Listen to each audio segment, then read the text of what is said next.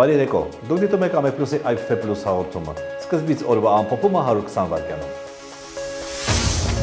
Կենտրոնական բանկի վերաֆինանսավորման տոկոսադրույքը բարձրացել է և սահմանվել է 10.5%։ Աշխատանքի և սոցիալական հարցերի նախարար Արտյոմ Ասատրյանը չի կիսում այն տեսակետը, թե դա կվատթարացնի սոցիալական վիճակը։ Այն քաղաքականությունը, որը վերաբերում է գնաճի զսպմանը, դա առաջին հերթին կենտրոնական բանկի քաղաքականությունն է,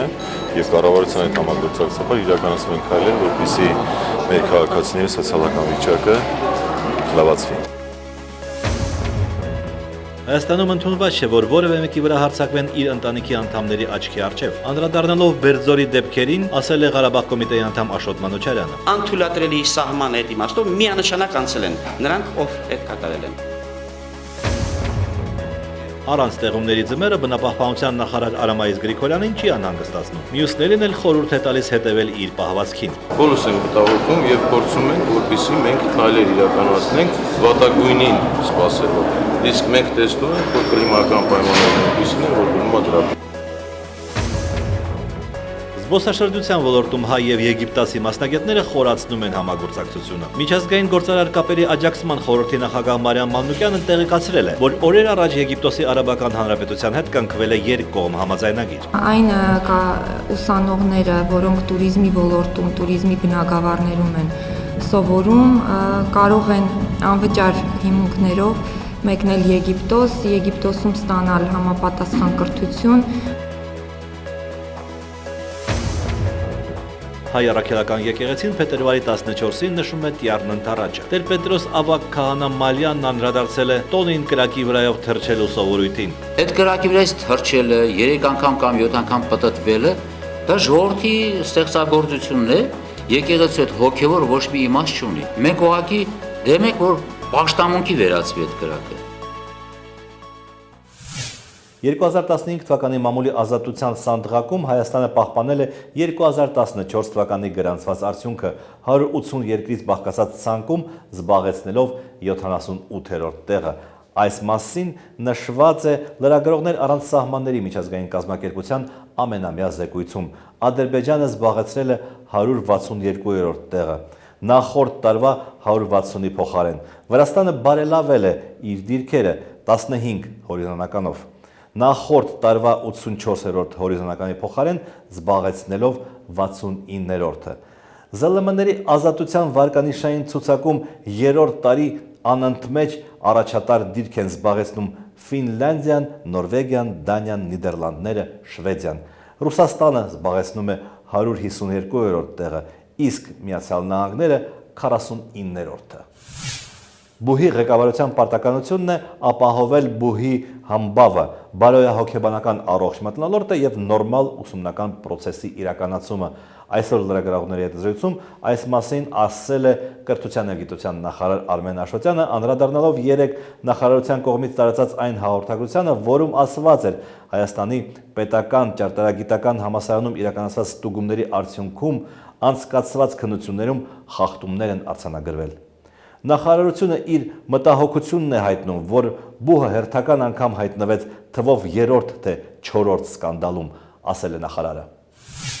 Վրաստանի վարչապետ Իրակլի Ղարիբաշվիլին այսօր անդրադարձել է Թբիլիսիի քաղաքապետարանի բարձրաստիճան ղեկավարի ձերբակալմանը։ Պետք է ևս մեկ անգամ հիշեցնեմ բոլորին, որ նման դեպքերը անհապաղ կկանխվեն։ Ցանկացած մարդ, ով էլ լինի, օրենքի համապատասխան կպատժվի։ Բոլոր հանրային պաշտոնյաները, ովքեր նման սխալ թույլ կտան կամ պատրաստվում են դա անել, պետք է վստահ լինեն, որ խստորեն կպատժվեն, ասել է Ղարիբաշվիլին։ Վարչապետի խոսքով իր կառավարությունը հասել է նրան, որ Վրաստանն այժմ ամենաքիչ կոռումպացված պետություններից է աշխարհում եւ ոչ մեկին իրավունք չի տրվի վատացնել այդ դիրքը։ Օրվա լրահոսը։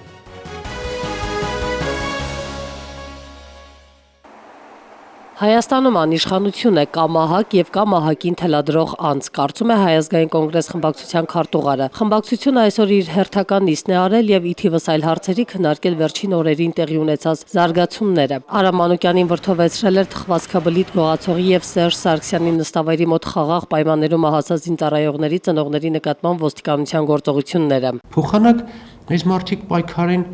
սովի դեմ, սովածների դեմ են պայքարում։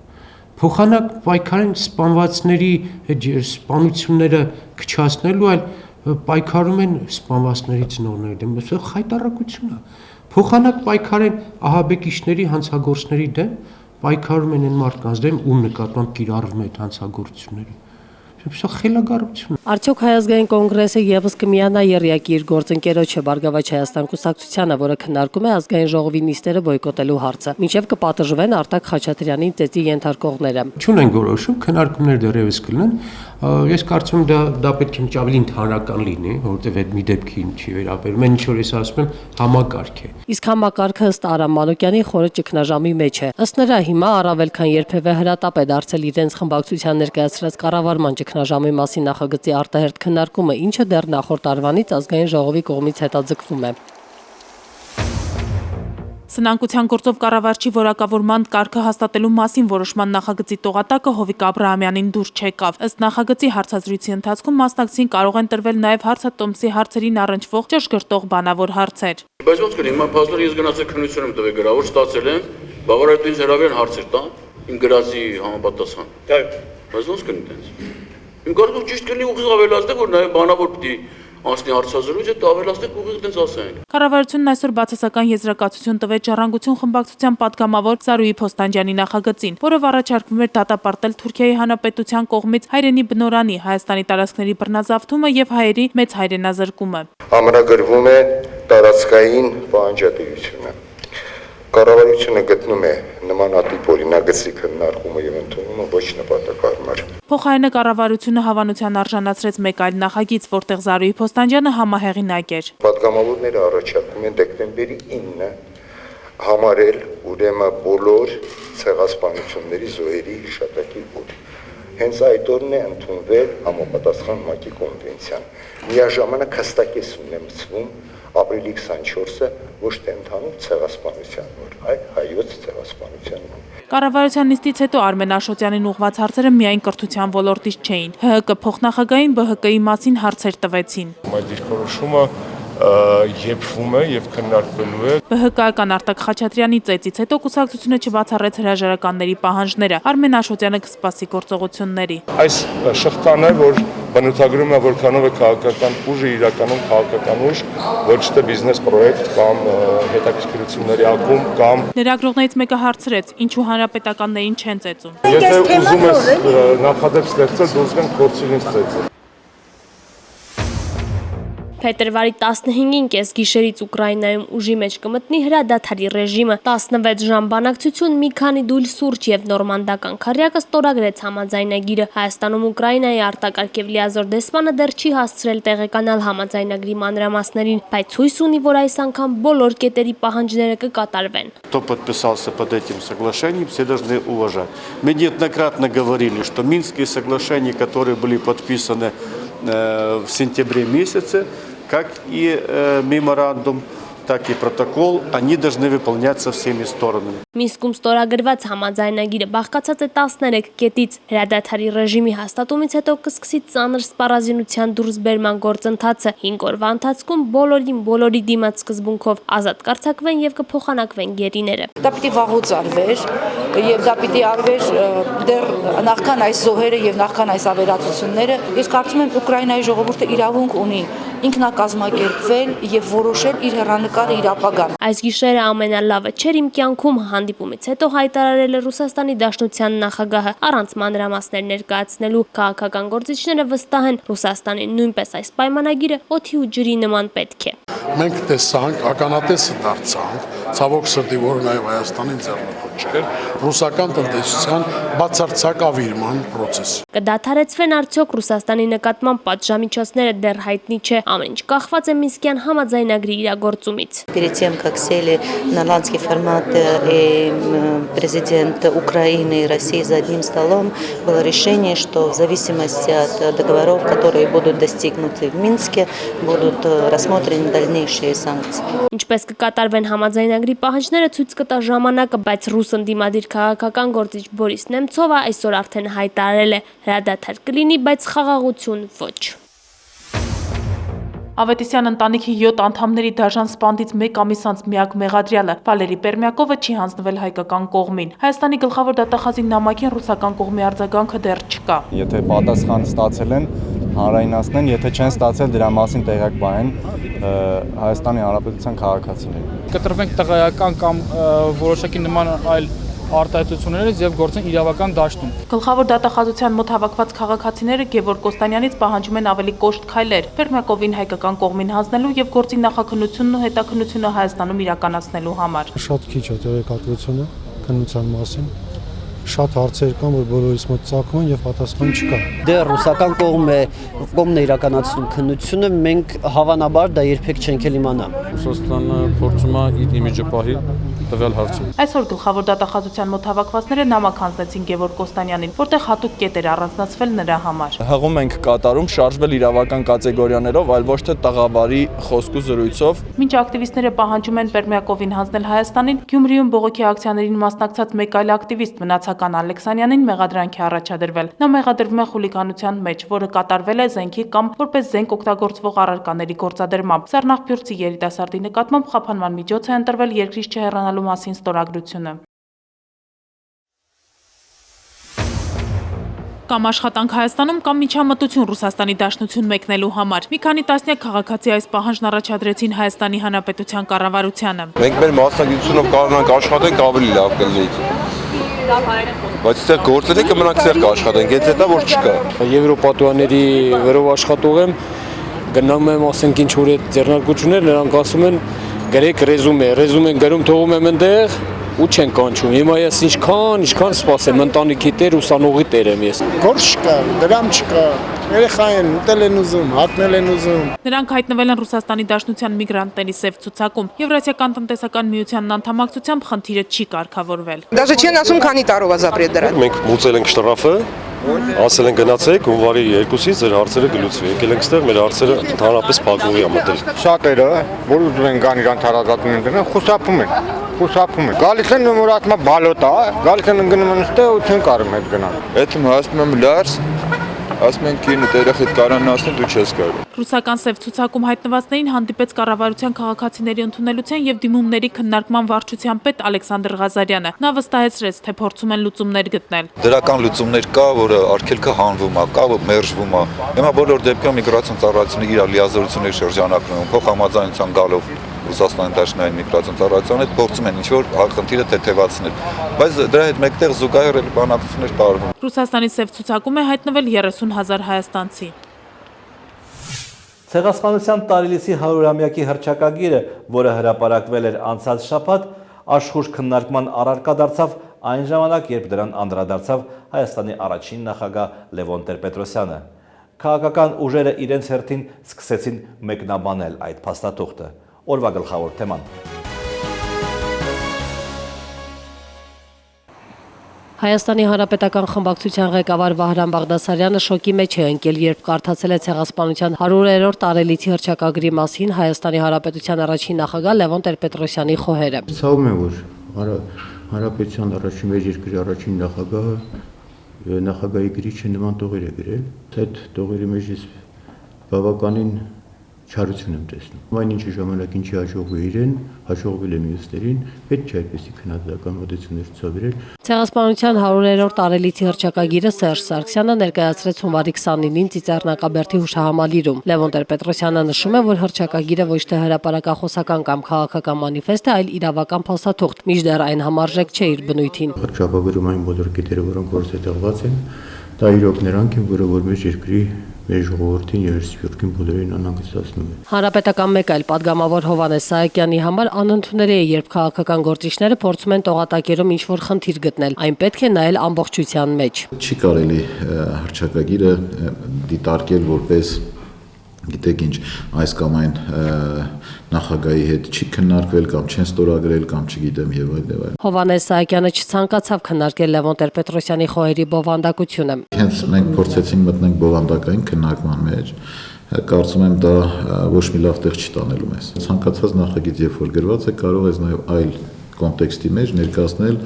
առնվազն 10 առաջարկություն կամ բարելավում։ Հայաստանի Հանրապետության առաջին նախագահի դիտարկումներին արձագանքել էր նաև նախկին արտգործնախարար, այժմ Բարգավաճ Հայաստան կուսակցության падգամավոր Վարդան Օսկանյանը։ Նա հիմնականում խոսել էր հայ-թուրքական արձանագրություններից, որոնց առկայությունը մեր քաղաքական օրակարգում էականորեն թուլացնում է հռչակագիրը։ Բարգավաճ Հայաստան կուսակցության մեկ այլ падգամավոր Տիգրան Ուրիխանյանի մոտեցումները հետևյալն են։ Այնինչ տեղի ունեցել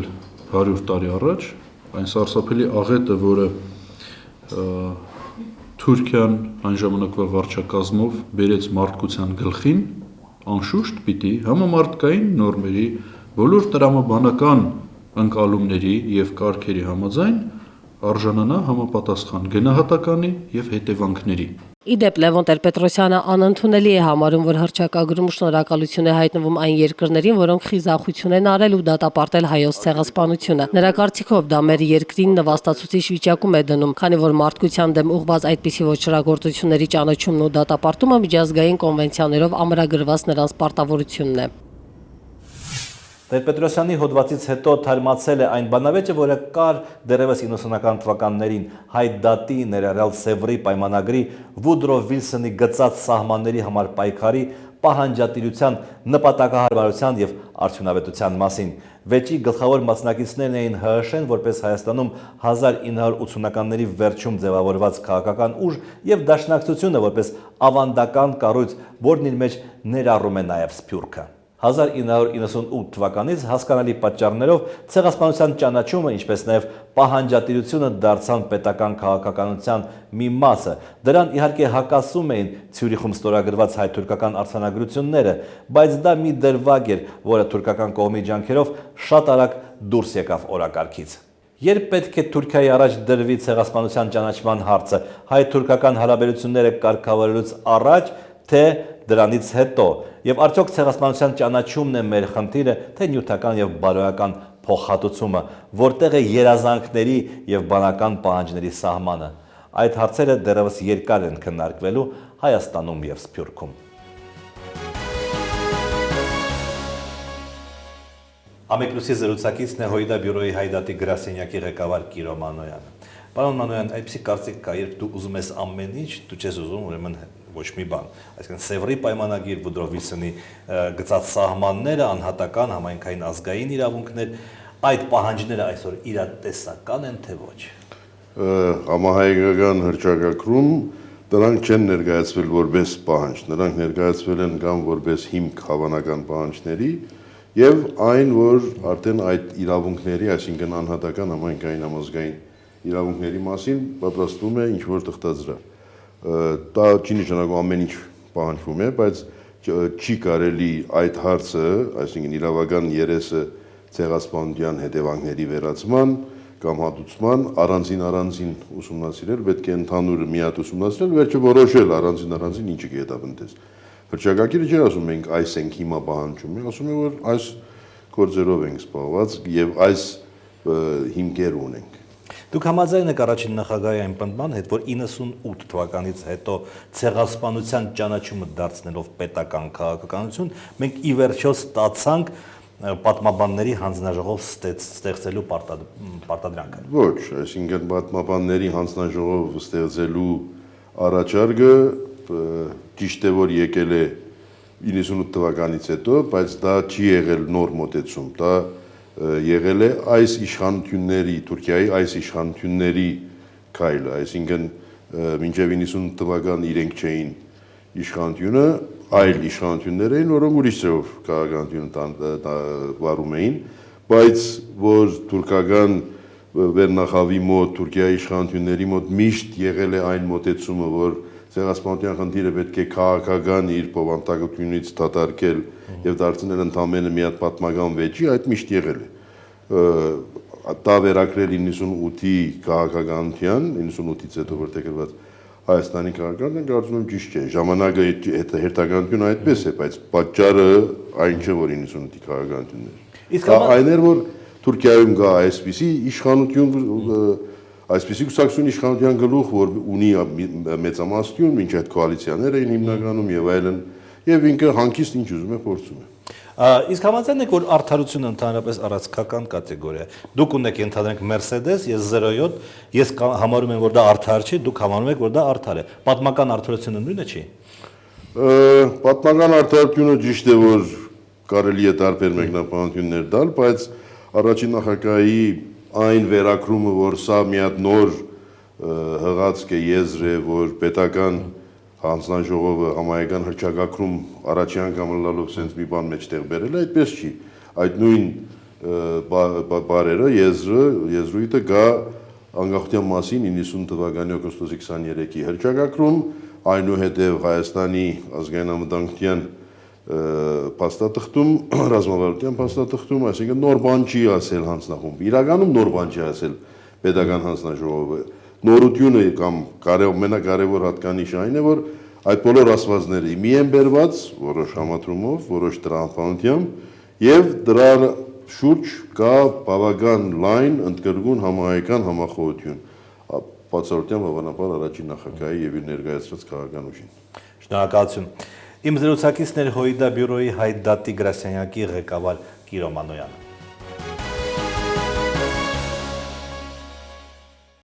Տաշիրի բժշկական կենտրոնում տարիներ շարունակ կա մասնագետների պակաս։ Նյարդաբանի, օկուլիստի, հոգեբուժի։ Բժշկական կենտրոնը սպասարկում է Տաշիր քաղաքն ու տարածաշրջանի 16 գյուղերի բնակչությանը։ Շտապօգնության միակ մեքենան միշտ չէ, որ կարողանում է տեղ հասնել ժամանակին։ Ընդհանրապես մոտավորապես 7-8-10 կանչ կարող է լինի օրվա ընթացքում։ Սահմանադրական փոփոխությունների վերաբերյալ Վանաձորում անցկացվում են կլոր սեղան քննարկումներ։ Դրանց մասնակցում են քաղաքացիական հասարակության ներկայացուցիչները։ Շատ հարցերում երիտասարդները դուրս են մնում որոշում ներկայացման գործընթացներից կամ պարզապես հետաքրքրված չեն կամ նրանց չեն փորձում ներգրավել, իսկ մենք կարողացանք դա անել։ ՀԿ փոխնախագահ Արմեն Աշոտյանը չի բացահայտել իր կուսակցության գաղտնիքները եւ հստակ ցույց է տվել, թե ով պետք է բարձրացնի վարակույրները։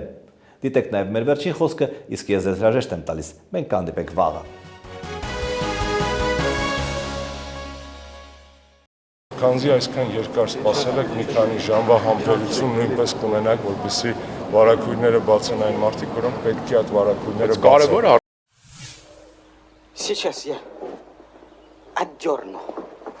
вот эту занавеску, а за ней стоит хрустальный кувшин.